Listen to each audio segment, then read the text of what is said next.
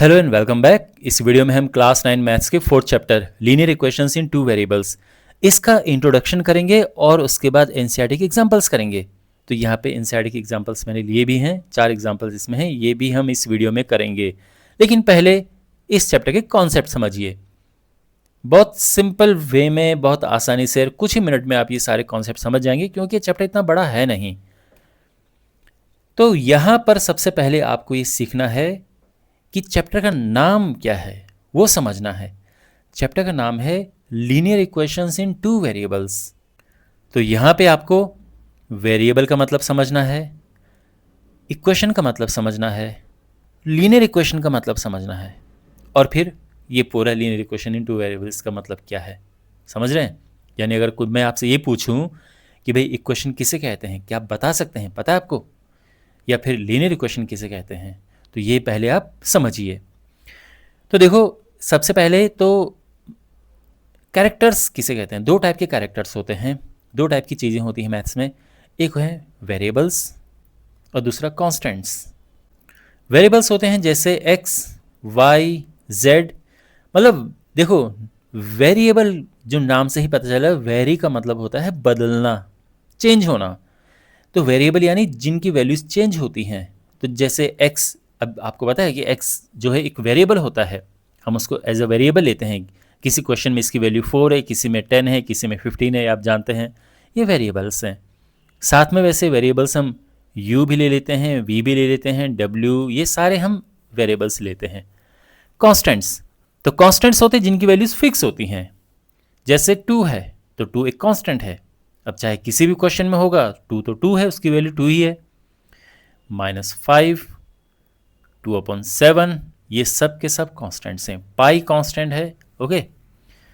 कभी कभार आप ए बी सी ये भी कांस्टेंट देख सकते हैं, लेकिन ये लिखा होता है कि ये हम कांस्टेंट ले रहे हैं, ओके। लेकिन बेसिकली मेन है ये कांस्टेंट्स। तो वेरिएबल्स किसे कहते हैं, कांस्टेंट किसे कहते हैं, ये आप समझ गए, ओके। वेरिएबल्स होते हैं जिनकी वैल्यूज चेंज होती रहती हैं, कांस्टेंट्स होते हैं जिनकी वैल्यूज फिक्स होती हैं। और जब हम इनको कंबाइंड करते हैं वेरिएबल्स को एंड कांस्टेंट्स को, तो क्या बनता है। इनको कंबाइंड करने के बाद बनता है एक्सप्रेशन।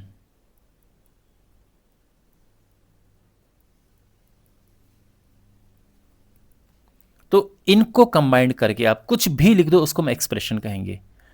2/x ये एक्सप्रेशन है, 4x ये एक एक्सप्रेशन है, 3x + y ये एक एक्सप्रेशन है, 7x + 1/y + z ये एक एक्सप्रेशन है, 6x² + 2x + √6 √x + 6, ये सब क्या हैं, ये सब एक्सप्रेशंस हैं, ओके। अब इन एक्सप्रेशंस को अगर हम इक्वल करके, कोई भी एक्सप्रेशन आप उठाओ, उसको अगर हम इक्वल करके 0 रख दें, तो इनको हम कहते हैं क्या, इन्हें हम कहते हैं इक्वेशंस।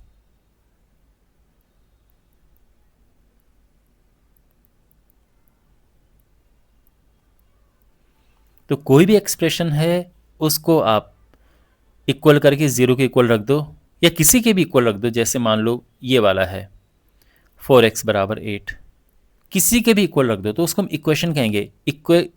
इक्वेशन इक्वल से ही बना है, ओके। तो इक्वल लगा है इसलिए इक्वेशंस हैं। और जिनमें इक्वल नहीं होता है, जैसे x > 0 है, मान लो कभी आपने देखा होगा कि y 6 से लेस है, इनको हम कहते हैं इन इक्वेशंस, ओके। खैर, तो ये हैं इक्वेशंस जिसमें हम कोई भी एक्सप्रेशन को 0 के इक्वल रखते हैं।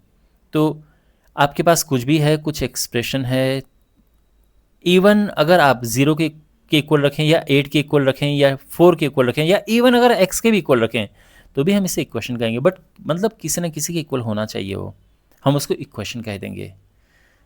तो इक्वेशन क्या होते हैं सब समझ आ गया।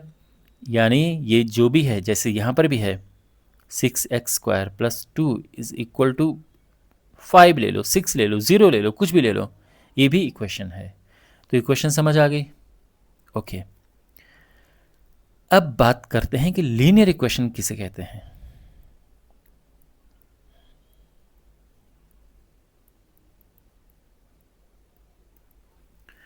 देखो, आप जानते हैं कि ये वेरिएबल्स हैं और वेरिएबल्स की पावर्स होती हैं, वेरिएबल्स की पावर्स होती हैं। जैसे फॉर एग्जांपल अगर मैं बात करूँ यहाँ पे, इसकी पावर क्या है? 1 है, इसकी पावर यहाँ पे 1 है, यहाँ पे भी 1 है ना? जैसे यहाँ पे देख लो,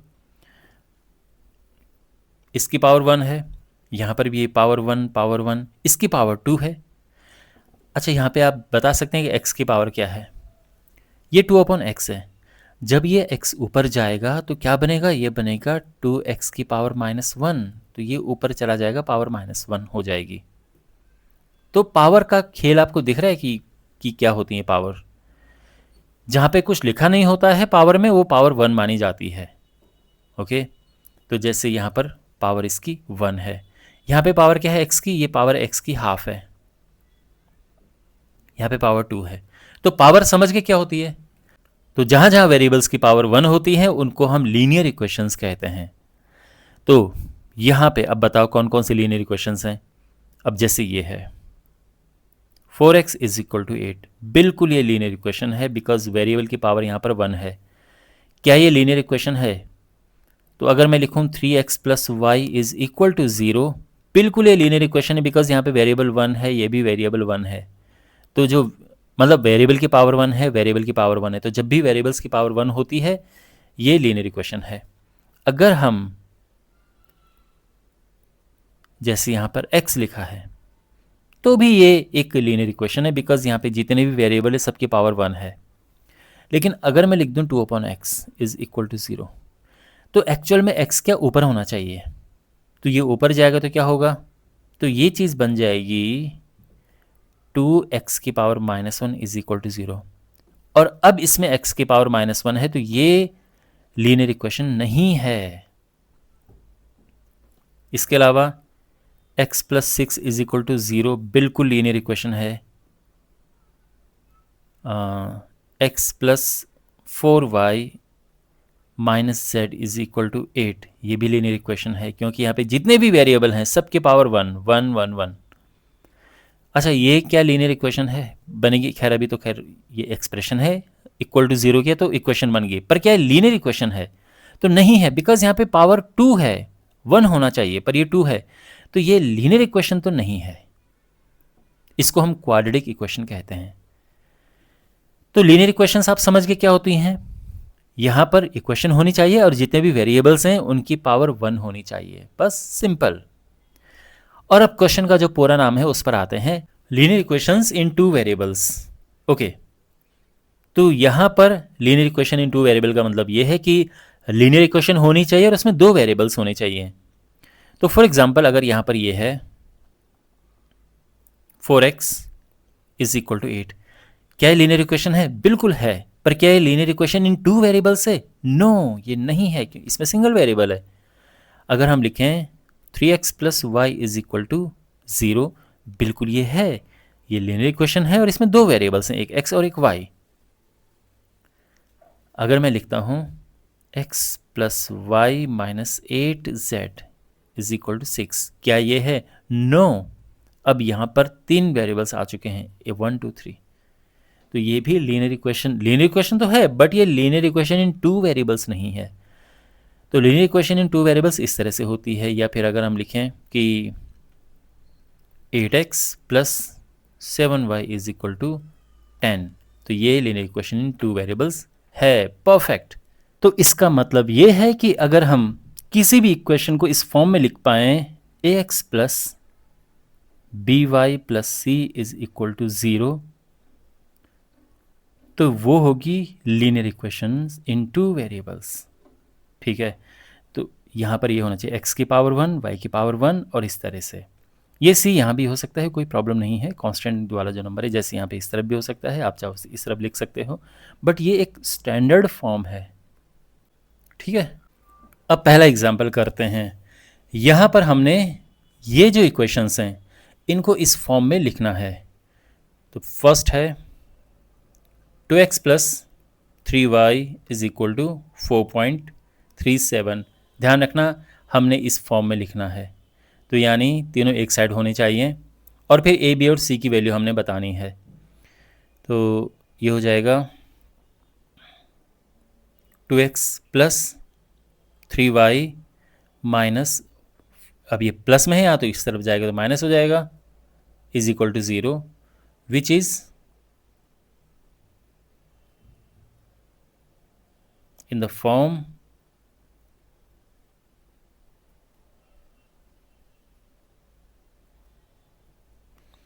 कौन सी फॉर्म में है ये, ax plus by plus c is equal to 0 where,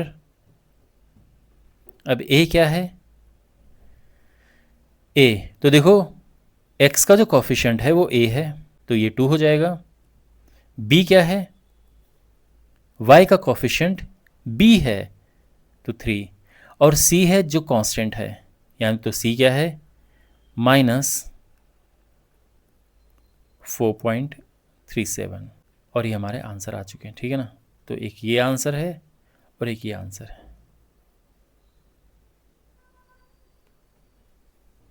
और अब ये है और इसको हमने लिखना है ax plus b y plus c की फॉर्म में, तो सबको एक तरफ लेके आ जाओ। तो ये तो अपनी जगह पे है, ये इधर आएगा तो -√3y minus 4 is equal to 0 which is in the form of, and here a क्या है, a है x का कॉफिशिएंट, x के साथ में क्या है यहाँ पे, तो देखो जब कुछ दिखता नहीं है तो यानी 1 है, मीन्स 1 है इसके साथ में। b क्या है, y के साथ जो होता है वो b है तो -√3 है, और फिर ये कांस्टेंट है ये, ठीक है, और ये हमारे आंसर आ चुके हैं। थर्ड पार्ट करते हैं। अब हमारे पास है ये, तो इसको हमने क्या करना है, सबसे पहले सबको लेफ्ट साइड में लेके जाओ। तो क्या होगा, 5x यहाँ प्लस का है, इधर जाएगा तो ये माइनस का हो जाएगा, ये माइनस का है यहाँ प्लस का हो जाएगा, प्लस 4 इज इक्वल टू 0। आप कह सकते हैं कि it's in the form of ax plus b y plus c is equal to 0 where, अब a क्या है यहाँ पे, x का कॉफिशिएंट विच इज -5, b क्या है, y का कॉफिशिएंट विच इज 3, और c ये कांस्टेंट टर्म है 4। लेकिन एक इंपॉर्टेंट बात समझिए आप यहाँ पे, इसका और बेटर सोल्यूशन ये है, देखो ये गलत नहीं है, बिल्कुल करेक्ट है ये, लेकिन और बेटर सोल्यूशन ये है कि जब आप पहला पॉजिटिव रखते हैं तो यहाँ पर ये है ना हमारे पास 4 is equal to 5x minus 3y, इसको दोबारा करते हैं, हम लेफ्ट में ले गए तो ये हो गया 5x plus 3y plus 4 is equal to 0, और इसको प्लस बनाओ। अब ये प्लस बनेगा तो बाकी ये माइनस और ये माइनस हो जाएगा, क्योंकि फिर सबके साइन चेंज होते हैं।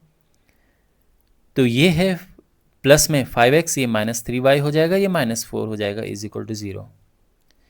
और हम अब ये लिख सकते हैं c इज इक्वल टू 0, जो कि एक स्टैंडर्ड फॉर्म है, उसकी फॉर्म में ये आ चुका है। और यहाँ पर a क्या है, x का कोफिशिएंट, b y का कोफिशिएंट, एंड c कांस्टेंट, और ये हमारा आंसर है। ठीक है, फोर्थ पार्ट है 2x is equal to Y. तो सबसे पहले इसको हम लेफ्ट साइड लेके जाएंगे, तो 2x minus y is equal to 0, और ये फॉर्म है x प्लस बी वाई, है ना, वही हम लिखेंगे कि it is in the form of x plus b y plus c is equal to 0। और इसमें a b c क्या है, a x का coefficient which is 2, b y का कोफिशिएंट विच इज़ -1, और यहाँ पर कांस्टेंट टर्म नहीं है तो वो 0 हो गया। और ये हमारे आंसर आ चुके हैं। ठीक है, तो आई होप ये एग्जाम्पल आपको समझ आया होगा। सेकेंड एग्जाम्पल है write each of the following as an equation in two variables. तो हमने इनको किस फॉर्म में लिखना है, ax plus b y plus c is equal to 0। ये जो स्टैंडर्ड फॉर्म है linear equation in two variables की, तो इसमें हमने इसको लिखना है। ओके, फर्स्ट है x इज इक्वल टू -5। अब आप देख सकते हैं कि इन सभी में सिंगल सिंगल वेरिएबल्स हैं, तो इनको टू वेरिएबल में कैसे कन्वर्ट करना है। तो जो वेरिएबल वहां पर नहीं है, जैसे यहाँ पे x है, देखो पहले तो एक काम करते हैं, इसको इधर लेके आ जाते हैं। ठीक है, अब यहाँ पे x तो है बट y नहीं है, तो जो नहीं है उसके आगे 0 लगा के लिख दो और ये आंसर आ गया है।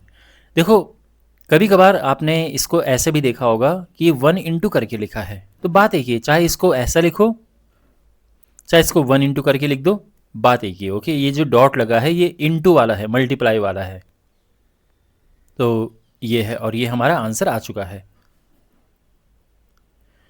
सेकंड,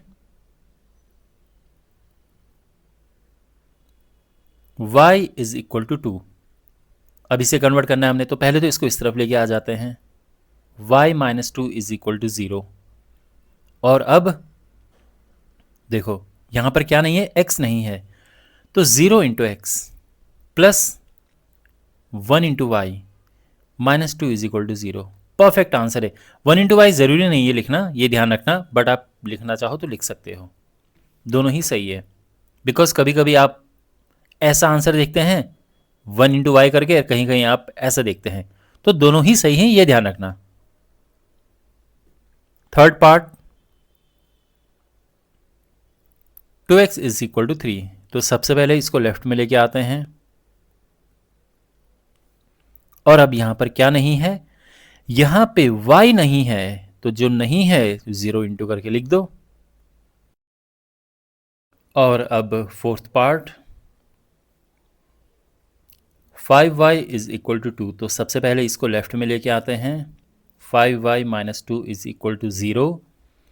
और अब बिकॉज यहाँ पे x नहीं है तो 0 इंटू एक्स करके हम लिखेंगे, और ये आंसर आ चुका है। ठीक, ओके, ऑलराइट। और अब हम करेंगे स्टेटमेंट्स को इक्वेशंस में कन्वर्ट। तो हमारे पास कभी स्टेटमेंट्स दिए होते हैं, तो उनको सॉल्व करने के लिए उन्हें इक्वेशंस में कन्वर्ट करना पड़ता है, तो इसलिए ये चीज़ आपका जानना ज़रूरी है, और ये आपके सिलेबस में बिल्कुल है, क्वेश्चंस आपके पास हैं आपकी एक्सरसाइज में। पहला स्टेटमेंट है सम ऑफ टू नंबर्स इज़ 4। इसको अगर हमने कन्वर्ट करना होगा इक्वेशन में, कैसे करेंगे, तो हमेशा हम इसको ऐसा करके चलते हैं कि let the numbers be x and Y,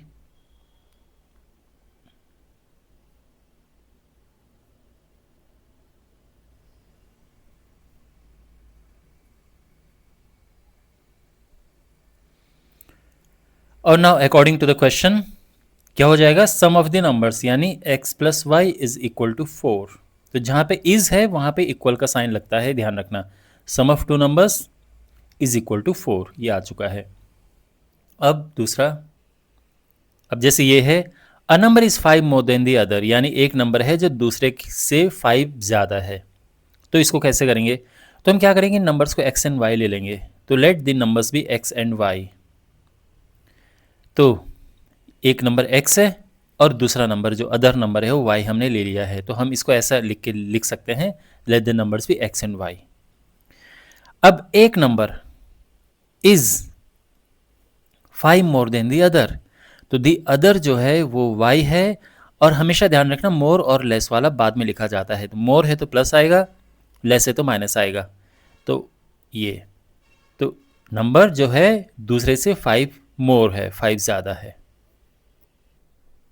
अब जैसे ये है price of a bat and 3 balls is 780 rupees, इसकी हमने इक्वेशन बनानी है। तो इसमें हम वही करेंगे कि let the price of the bat be, जो बैट है उसका price x, and the price of 1 ball be y, इस तरह से हम लिखेंगे, ठीक है, प्रॉपर वे में। Let the price of the bat, क्योंकि एक ही बैट है तो let the price of the bat is x and price of one ball is y. और फिर इस तरह से हम फिर हम इक्वेशन बनाएंगे। तो एक बैट का प्राइस एक्स है एंड यानी प्लस 3 बॉल्स का प्राइस। तो देखो एक बॉल तो वाई है, 3 बॉल में 3y आ जाएगा, इसकी जगह पे इक्वल का साइन और ये 780, ऐसी इक्वेशन बनेगी। अब ये है 8 times a number is 15 more than 3 times the other number. तो फिर इक्वेशन कैसे बनेगी? तो यहाँ पर इन नंबर्स को हम एक्स एंड वाई नाम दे देंगे। तो let the numbers be x and y, यानी ये जो पहले वाला नंबर है ये अपना एक्स हो गया, और जो बाद वाला नंबर है उसको हम वाई ले लेते हैं, जो अदर नंबर है, ठीक है ना। तो क्या होगा? 8 टाइम्स अ नंबर यानी 8x इज, इसमें इक्वल साइन आता है, 15 मोर और लेस वाला सीन बाद में करते हैं, 3 टाइम्स द अदर नंबर यानी 3y है, बिकॉज मोर है तो प्लस आएगा, एंड कितना? 15, और ये हमारी इक्वेशन बन चुकी है। तो इस तरह से हम इक्वेशंस बनाते हैं। आई होप आपको ये चीज़ समझ आ गई होगी। कभी कभार थोड़ा सिचुएशन वो कॉम्प्लिकेटेड कर देते हैं कि पेरीमीटर ऑफ, जैसे ये है the perimeter of a rectangle is 80। तो हम इक्वेशन कैसे बनाएंगे इसमें? तो यहाँ पर क्या है, एक ये रेक्टेंगल है, इसकी लेंथ को x ले लो और ब्रेड्थ को y ले लो। अब पेरीमीटर क्या होगी इसकी? तो पेरीमीटर आप जानते हैं 2 इंटू लेंथ प्लस ब्रेड्थ होती है ना, और ये है 80 है ये, तो 2 से हम डिवाइड करेंगे तो ये हो जाएगा 40। तो पेरीमीटर इस तरह से, तो अब ये इक्वेशन बनेगी, इस तरह से बनती इक्वेशन। तो कुछ अगर ऐसा कॉम्प्लिकेटेड आ जाएगा तो कोई प्रॉब्लम नहीं है, आप आराम से बन जाएंगी इक्वेशंस। तो ये हमने क्या किया, स्टेटमेंट्स को इक्वेशंस में कैसे कन्वर्ट करते हैं ये आपने सीखा।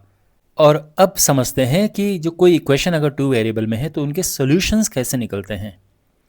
सॉल्यूशन का मतलब ये है कि जैसे मान लो हमारे पास x plus y is equal to 10 है, तो अगर मान लो x हमारे पास 4 है, y हमारे पास 6 है, तो 4 देखो, तो 4 प्लस 6 क्या होगा? 10 होगा ना। तो यानी ये इसका सॉल्यूशन है। तो जो x एंड y की वैल्यूज़ होती हैं जब हम उनको फाइंड करते हैं तो हम कहते हैं कि ये इसका सॉल्यूशन है, ठीक है। तो ये चीज़ अब आप ध्यान रखना। तो x और y की वैल्यूज़ को सॉल्यूशन कहते हैं, और हम जो सॉल्यूशन होते हैं अगर हम इसमें रखेंगे तो पूरा सेटिस्फाई करेगा। जैसे अगर मान लो हमारे पास है 2x plus y is equal to 8, अब x is equal to 2, y is equal to 4, इसका सोल्यूशन बता रखा है। तो क्या ये इसका सोल्यूशन है? तो देखो सोल्यूशन क्या है कि इसको सेटिस्फाई करना चाहिए, लेफ्ट राइट दोनों, left hand side right hand side दोनों इक्वल होनी चाहिए। x की जगह पर हम 2 पुट करें, 2 इंटू एक्स की जगह पे 2 प्लस y की जगह पे 4, तो क्या होगा? राइट हैंड साइड 8 है, 2 into 2 4 plus 4 is equal to 8, और 8 इज इक्वल टू 8 है, विच इज ट्रू। तो यानी ये इसका सोल्यूशन है। तो इन्हें कहते हैं सोल्यूशंस। ओके, अब आप एक चीज़ समझो। एक तो आप चीज़ यहाँ पे देख के समझ गए होंगे, जब मैंने लिखा x plus y is equal to 10, तो मैंने यहाँ पर कहा कि x is equal to 4, y is equal to 6 इसका सोल्यूशन है। तो आपके मन में क्वेश्चन आया होगा कि sir x is equal to 1, y is equal to 9 इसका सोल्यूशन नहीं हो सकता है क्या? बिल्कुल हो सकता है, बिल्कुल हो सकता है। x इज इक्वल टू 2, अगर ये 2 है तो ये क्या होना चाहिए? ऑफ कोर्स 8 होना चाहिए, तभी तो 2 प्लस 8 10 होगा। ये भी इसका सोल्यूशन है। अगर x 0 है और y, तो y क्या होगा? 10, तभी तो 0 प्लस 10 10 होगा। ये भी सोल्यूशन है। ये सारे इसके सोल्यूशन हैं। तो अब आप समझ रहे हैं कि अगर हमारे पास कोई एक इक्वेशन है 2 वेरिएबल्स में, इसके कितने सॉल्यूशंस होंगे?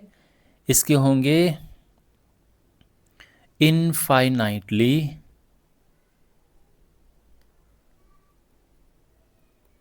Many solutions.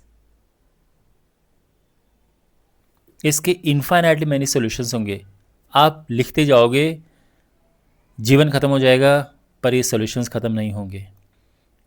तो बेसिकली इनफाइनाइट है ये। लेकिन एक बात ध्यान रखना, अगर कभी कंडीशन दी हो, देखो ये तो कोई कंडीशन नहीं दी तो ऐसे आ रहे हैं, अगर कोई कंडीशन दे दी, ये चीज समझो आप ठीक से। कंडीशन का मतलब है कि अगर फाइंड द सॉल्यूशन, अगर क्वेश्चन ऐसा हो कि find the solution of x plus y is equal to 5, x and y both are natural numbers. अब इनमें हमने कंडीशन दे दी है, एक बाउंडेशन दे दी है, तो अब इसके इनफाइनाइटली मैनी सॉल्यूशंस नहीं होंगे। उसका रीज़न ये है, मतलब इस केस में नहीं होंगे, ठीक है ना। ऐसा नहीं कि अगर कंडीशन दे दी तो कभी नहीं होंगे, इस केस में नहीं होंगे, क्योंकि अब यहाँ पर क्या है कि हम x को 0 तो रख नहीं सकते, क्योंकि 0 नेचुरल नंबर नहीं है, हमें x को 1 रखना होगा। अगर x 1 होगा तो y क्या होना चाहिए, तो देखो x प्लस वाई हमारे पास 5 है, y होगा 5 माइनस एक्स, ये x उधर जाएगा तो ये होगा, ठीक है ना। अब एक एक करके रखो, x इज इक्वल टू 0 हम रख नहीं सकते, 1 ही रखेंगे हम, क्योंकि 0 नेचुरल नंबर नहीं है। तो y आएगा क्या, 5 माइनस एक्स की जगह पे 1 रखो, ये हुआ 4। तो हमारा सोल्यूशन क्या है, x is equal to 1, y is equal to 4। आप चाहो तो इसको ऐसे भी लिख सकते हो 1,4। ध्यान रखना ये भी एक सोल्यूशन है, ये भी एक तरीका है लिखने का। तो आप इसको ऐसा भी लिख सकते हो और ऐसा भी लिख सकते हो। जब भी ऐसे लिखा होता है तो पहला x दूसरा y, तो ये। अब x हम 2 भी रख सकते हैं, तो y हो जाएगा 5 माइनस 2 यानी 3। तो therefore x is equal to 2, y is equal to 3, ये भी एक सोल्यूशन है। या फिर 2 3 इसको ऐसा लिख दो, x इज इक्वल टू 3, तो y होगा 5 माइनस 3 यानी 2। तो therefore x is equal to 3, y is equal to 2। Fourth, x is equal to 4, y is equal to 5 minus 4 is equal to 1। तो x 4 है तो y 1 है, इसको हम 4 1 भी लिख सकते हैं। फिर x बराबर 5, तो y होगा 5 minus 5 is equal to 0। No, ये नेचुरल नंबर नहीं है, तो फिर अब ये हम नहीं लेंगे। तो जो हमारे सॉल्यूशंस हैं, क्या क्या है, एक 1 4 है, 2 3 है, 3 2 है एंड 4 1 है, ये सोल्यूशन है। इस तरह से हम लिखेंगे। तो ऐसे निकलते हैं, कोई अगर हमारे पास 2 वेरिएबल में कोई लीनियर इक्वेशन है तो उसके सॉल्यूशंस हम ऐसे निकालते हैं। अब देखो इसमें एक बाउंडेशन थी, कंडीशन थी, तो इसलिए ये। लेकिन जैसे मैंने कहा हर बार कंडीशन, तो इसका मतलब ये थोड़ी ना, ये नहीं है कि भाई लिमिटेड आएंगे। जैसे इसमें लिमिटेड 4 है, 4 के अलावा 5वां सोल्यूशन होगा ही नहीं। बट अगर मैंने कंडीशन ये दी देखिए ये इंटीजर्स हैं, मान लो नेचुरल नंबर की जगह पे मैं इंटीजर लिख दूं, सेम क्वेश्चन। इस बार इंटीजर्स हैं, तो आपको पता है इंटीजर्स तो नेगेटिव में भी होते हैं, 0 भी इंटीजर है, तो फिर तो कोई लिमिट ही नहीं होगी। x 0 रखो, y 5 आ जाएगा, x आप -1 रख दो तो y 6 आ जाएगा, x -2 रख दो y 7 आ जाएगा, है ना।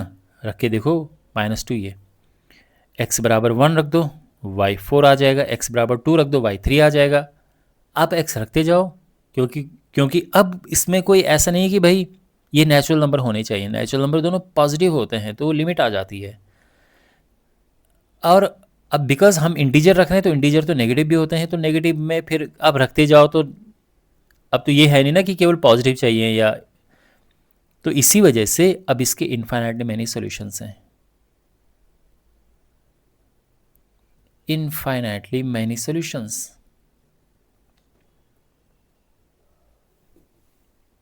तो ये ध्यान रखना। तो देखा आपने, जब हमारे पास क्वेश्चन ये है तो इसके ओनली 4 सॉल्यूशंस हैं, लेकिन जब हमारे पास क्वेश्चन ये है तो ये इनफाइनाइटली मैनी सॉल्यूशंस है, क्योंकि अब x रखते जाओ y आता जाएगा।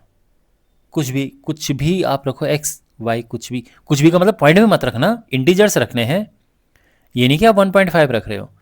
लेकिन अगर आप कुछ भी रखो, आप x 100 रख दो, तो y क्या आएगा, 5 माइनस 100 है ना, 5 माइनस एक्स है -95, तो माइनस एस तो है नहीं, कि माइनस नहीं आना चाहिए, तो ये भी एक सोल्यूशन है। इस तरह से अब समझ आया आपको? ओके अब हमारे पास ये एग्जाम्पल है, find 4 different solutions of the equation this. हमारे पास इक्वेशन है x plus 2y is equal to 6, इसके हमने 4 डिफरेंट सोल्यूशंस फाइंड करने हैं। तो देखो यहाँ पे क्या है कि हम आसान करने के लिए इसको एक काम कर सकते हैं कि या तो y को उधर लेके जाओ या x को उधर लेके जाओ। आसान y को उधर लेके जाना है, तो x हो जाएगा 6 माइनस 2y। अब मैंने ऐसे क्यों बोला कि ये आसान है? देखो अगर हम x को उधर लेके जाते हैं, मान लो कि मैं x उधर लेके गया हूँ, तो ये होगा, फिर y क्या होगा, 6 माइनस एक्स अपॉन 2। अब देख रहे हैं आप, ये अपॉन का पंगा पड़ रहा है यहाँ पे ऐसी प्रॉब्लम नहीं है, तो इसीलिए जो आसान है वो करो, लेकिन आंसर इससे भी आ जाएगा, ये बात ध्यान रखना, बट ये इजी है। अब यहाँ आपने y की वैल्यू रखनी है, तो y अगर मैं 0 रखता हूँ तो x क्या आएगा, 6 माइनस 2 इंटू 0, 2 माइनस 2 इंटू 0 0 होता है, और ये 6 आ गया, तो हमारे पास सोल्यूशन है 6,0। फिर y रखो, कुछ और रख दो, 1 रख दो, तो x हो जाएगा, देखो इसमें रखना है y की जगह पे 1, 6 माइनस 2 और ये है 4, तो ये हो गया 4,1। फिर y इज इक्वल टू 2 है, तो x क्या होगा, 6 minus 2 into 2, 6 minus 4 is equal to 2, और ये हो गया x कितना है, पहले x लिखा जाता है फिर y लिखा जाता है, इस बात का ध्यान रखना, x 2 है और y 2 है। अब y 3 भी लिख सकते हैं, 4 लिख सकते हैं, एक काम करो माइनस लिख दो, थोड़ा वैरायटी आ जाएगी।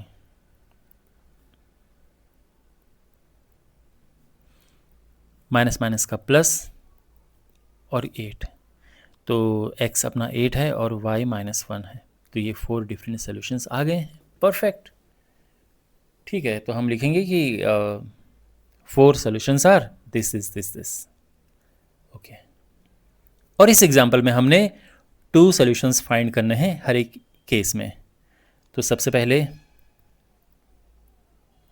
4x plus 3y is equal to 12। तो जैसे मैंने कहा कि उस तरफ लेकर जाओ एक वेरिएबल, ताकि रखने में आसानी हो वैल्यू। अब चाहे आप इसको उधर लेके जाओ या उसको उधर लेके जाओ, मेहनत दोनों में बराबर लगेगी, क्योंकि अपॉन तो दोनों केस में आएगा। तो फिर अगर ऐसी बात है तो फिर x वाले को उधर लेके जाते हैं, और y हो जाएगा 12 माइनस 4x अपॉन 3। इतना समझ गए? अच्छा, अब एक एक करके रखते, तो x अगर मैं रखता हूँ 0, तो y क्या आएगा, 0 अपॉन 3 इज इक्वल टू, ये हो गया 0 अपॉन 3, 12 माइनस 0 इज 12, और ये हो गया 4। यानी आंसर क्या है, x 0 है और y 4 है। समझ गए? सिंपल। अच्छा, 2 सोल्यूशन हमने निकालने हैं, एक और निकालते हैं। तो x 1 रख के देखो क्या होगा, y is equal to 12 minus 4 into 1 upon 3 is equal to 12 minus 4 upon 3, और ये 8 अपॉन 3 आ गया है। तो हमारे तो क्या सोल्यूशन क्या होगा, x 1 है, पहले x लिखा जाता है फिर y लिखा जाता है, और y 8 अपॉन 3 है। लेकिन एक बात का ध्यान रखना, यहाँ पर आपको एक चीज़ आनी चाहिए, आपको कोशिश ये करनी चाहिए कि कुछ करके हमारे पास अपॉन में ना आए। क्या ऐसा हो सकता है? यहाँ पर x आप क्या रखें कि ये अपॉन में ना आए? गलत नहीं है, ये आंसर आ चुका है, ध्यान रखना, गलत नहीं है। आप ये मत सोचना सर क्या गलत है, नो, बट x हम ऐसा क्या रखें कि ये अपॉन में ना आए। तो देखो 1 रख के तो देख लिया, 2 रख के अगर हम देखें तो ये 8 हो जाएगा, 12 माइनस 8 हुआ 4, 4/3 9 अपॉन में आ रहा है। 3 रखे देखो, 3 रखेंगे, 4 3 ज़ा 12, 12 माइनस 12 0, यस। 3 रखने से क्या हो रहा है, 12 माइनस 4 इंटू 3/3, 12 माइनस 12/3 0/3, और ये 0 आ गया है। तो यहाँ पर x तो है 3 और y है 0, ठीक है। अच्छा, दूसरी बात है, आप यहाँ पर ये समझो कि बिकॉज हमने ओनली 2 सॉल्यूशंस निकालने हैं,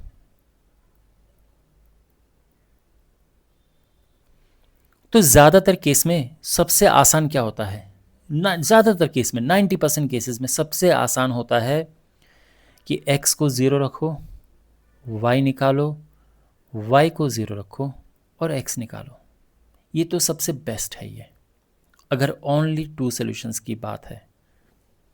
तो हमने, अगर हम यहाँ पे x 0 रखें क्या होगा,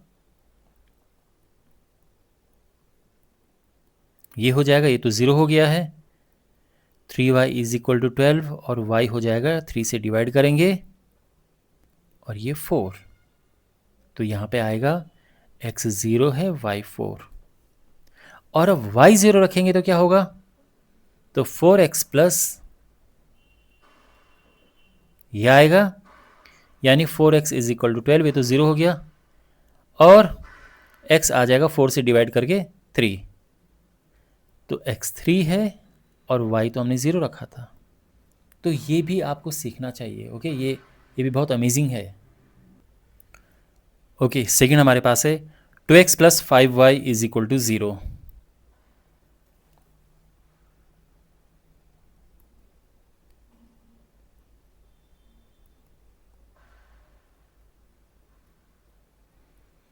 ओके, तो यहाँ पे देखो, अगर हम x 0 रखते हैं तो क्या आता है, तो if x is equal to 0, तो ये हो जाएगा 2 इंटू एक्स की जगह पे हमने 0 रखा, और ये हुआ plus 5y is equal to 0, ये हुआ 0, 5y इज इक्वल टू 0, और बेसिकली y 0 आ गया। तो ये है 0,0, x 0 y 0। तो x अगर मैं रखता हूँ 1 रखता हूँ तो क्या होगा, 2 into 1 plus 5y is equal to 0, ये हुआ 2, ये उधर जाएगा, तो 5y इज इक्वल टू -2 होगा, और y आ जाएगा 5 नीचे जाके -2/5। ये चीज़ समझा, बेसिक कैलकुलेशन है, कोई इसमें मुश्किल नहीं होनी चाहिए ऐसी। 2 एकम 2, ये उधर जाएगा -2, और ये हो गया है। तो यानी x जब 1 है तो y है -2/5। अगर आप ये चाहते हो कि सर ऐसे कैसे हम ऐसा नंबर लें जो ये अपॉन में ना आए, तो उसके लिए एक काम करो, इसको उधर लेके जाओ, जैसे हम करते ही हैं कि 5y is equal to -2x, y हो जाएगा -2x/5। और अब सोचो, अब क्या हो सकता है, तो यहाँ पे अगर आप x 5 लेते हैं, यहाँ पे अगर आप x लेते हैं 5, तो y क्या आएगा, यह आएगा 5 से 5 कट के ये -2 आ जाएगा। तो x अगर 5 है, y -2 है, तो आपको ऐसा निकालना आना चाहिए जो अपॉन में ना हो। लेकिन ध्यान रखना, ये भी परफेक्टली फाइन है, एग्जाम में टाइम नहीं है इतना सोचने का, आप ये करना चाहते हो बिल्कुल कर सकते हो, ठीक है। Next is 3y plus 4 is equal to 0। 3y plus 4 is equal to 0। आप नोटिस करो इसमें x नहीं है, तो फिर तो यहाँ पर सबसे पहले बात तो ये है कि ये उधर जाएगा और y आ जाएगा -4/3, ये y है। अब x क्या है यहाँ पे, तो x तो है ही नहीं यहाँ पे, तो x दिख ही नहीं रहा है, यानी x कुछ भी हो क्या फ़र्क पड़ता है। तो कहने का मतलब ये है कि इसके सॉल्यूशन होंगे x1 ले लो -4/3, मतलब यहाँ पे हम लिख सकते हैं x कैन बी एनीथिंग।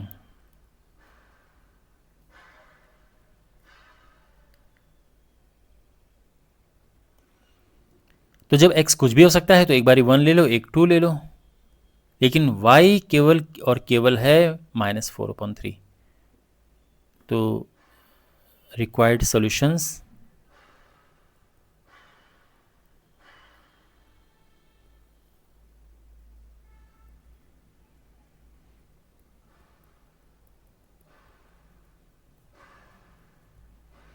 ये हो गए हैं हमारे सॉल्यूशंस। ओके, तो आई होप आपको ये सॉल्यूशन समझ आया होगा, और इसी के साथ ये चैप्टर भी कंप्लीट होता है।